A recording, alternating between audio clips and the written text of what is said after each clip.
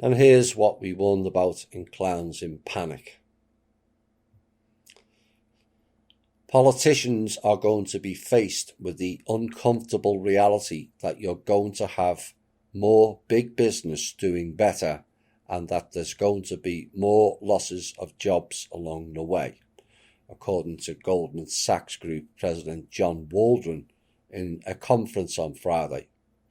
You're going to see a fairly sizable amount of large cap mergers and acquisitions coming with stronger, healthier companies being the acquirer and taking advantage of weakness in their industry or elsewhere. Big companies outside the most hard-hit industries can tap financing at extraordinarily low rates adopted by central banks to prop up the economy during the pandemic. No, it's just propping up them. And the market is giving them the license to do mergers and acquisitions, encouraging more consolidation. Or, as they put on the Bitcoin, decentralization into a smaller pot. Now, Goldman Sachs, no surprise, has been one of the biggest beneficiaries of this year's turmoil, with its core Wall Street trading and deal-making operations facing a surge in demand from investors and corporations looking to reposition themselves or raise capital. At Goldman and its peers, divisions providing those services have seen revenue and profitability surge to the highest levels in years. Rich get richer and the poor get poorer. These are snake oil lenders and companies, and it's just harvest, harvest, and harvest, and that's all they know. Well, like I said, this confirms again what we warned of in the Clowns in Panic show, large core pirate takeovers by the Billionaires Club. And everything below them will cease to exist. Then comes our death knell, unless we stop it, called Universal Basic Income, or UBI, or You Be an Idiot is the real term.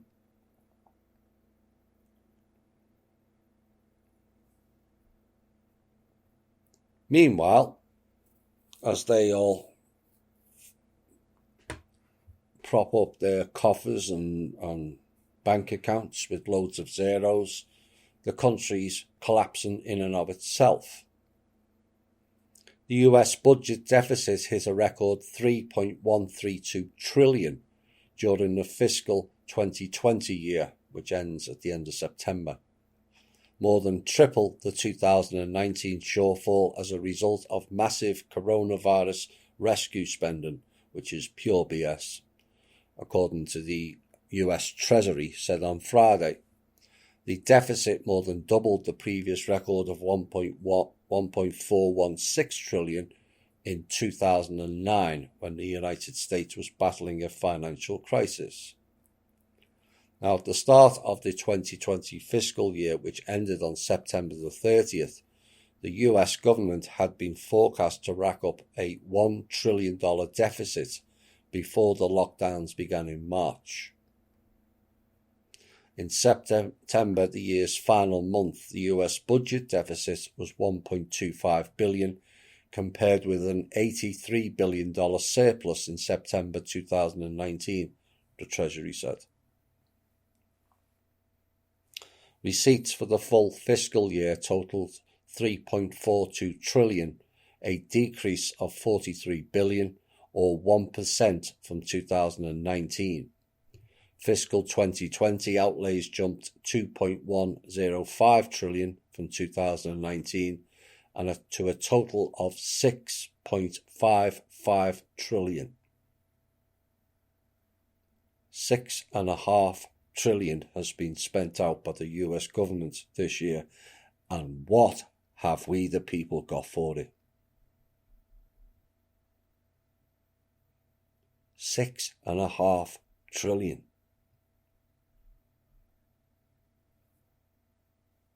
with the increase, they said, made up almost entirely from increased healthcare and unemployment compensation costs. What a load of bollocks that is. What about all the money that went to prop up the Fed? Who gave that, I might add? And the cost of small businesses, they didn't do nothing for small business. They've all gone bust. And corporate rescue programs, yeah, all the big conglomerates, approved by the board members sitting Congress people. But there's no mention in that report of the bailout of the Fed, is there?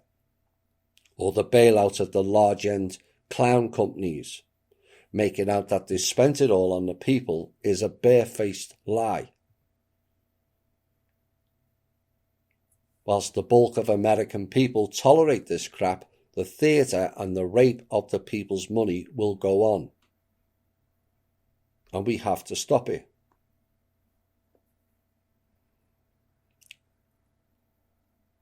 This is a report from Thailand, from one of our members.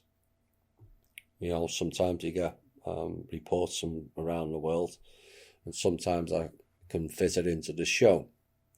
And this is what got said.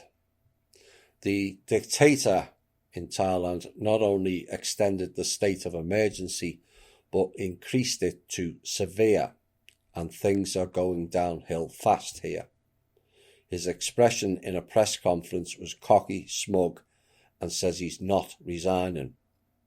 That gave him the authority to try and disperse the protests using strong water cannons.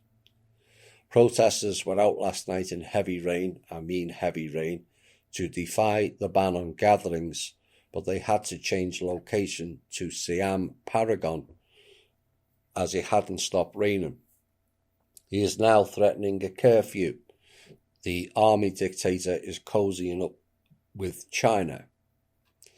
On the 10th of August, that will be remembered as either a key date in Thailand's transition to democracy or as a precursor to yet another coup carried out by a military pledging itself to the defence of the monarchy.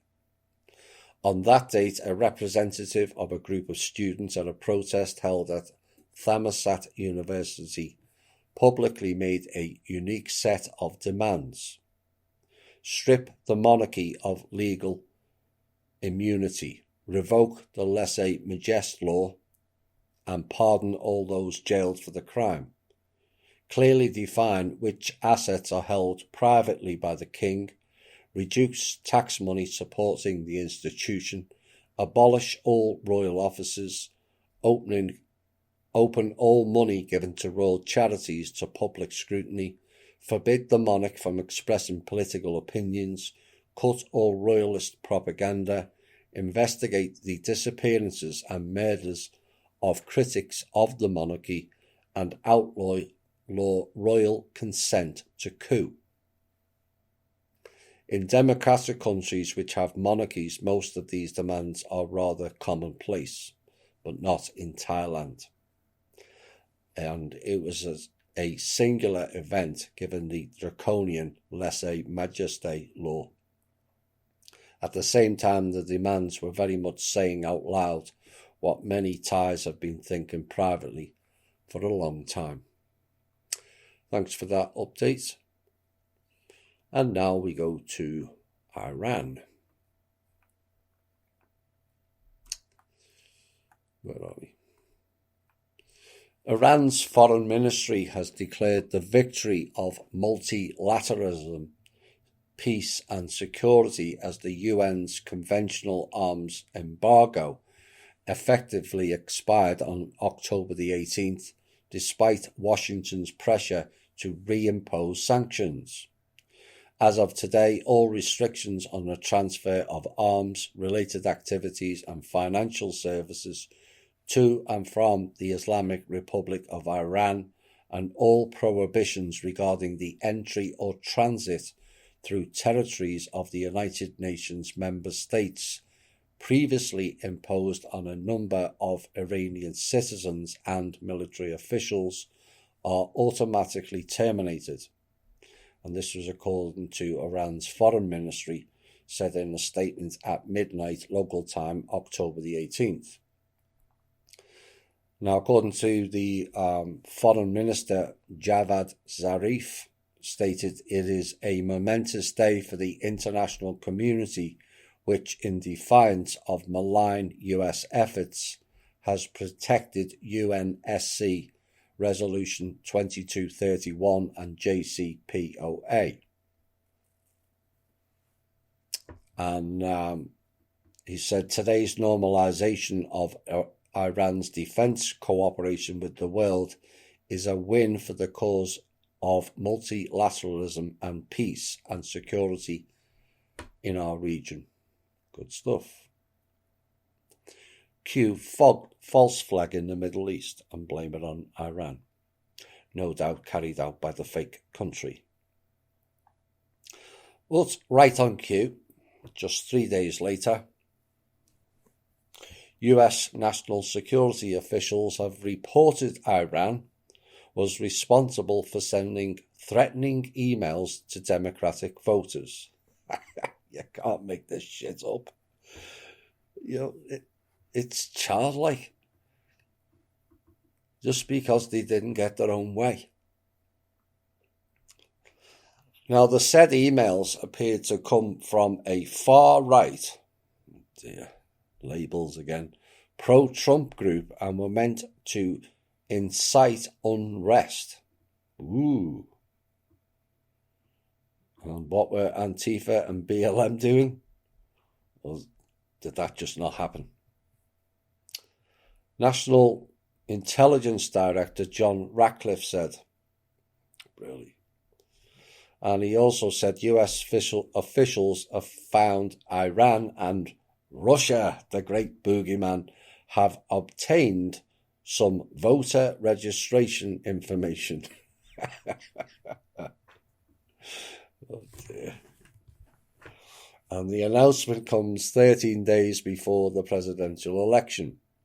Mr. Ratcliffe said Iran's spoof emails, which were sent by Langley, claimed to be sent by the Proud Boys in order to intimidate voters, incite unrest and damage President Trump.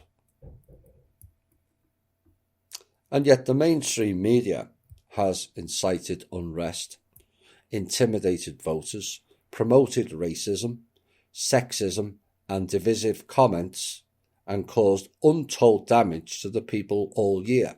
Will the US national security cite them also? Hello, McFly. Now, is there any collusion, Russian or otherwise? Absolutely.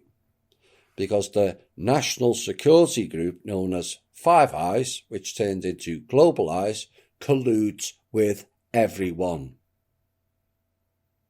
They are all in it together with boogeymen countries, terrorist countries, and the axis of evil labelled countries. And when will the people realise this is all one giant hoax?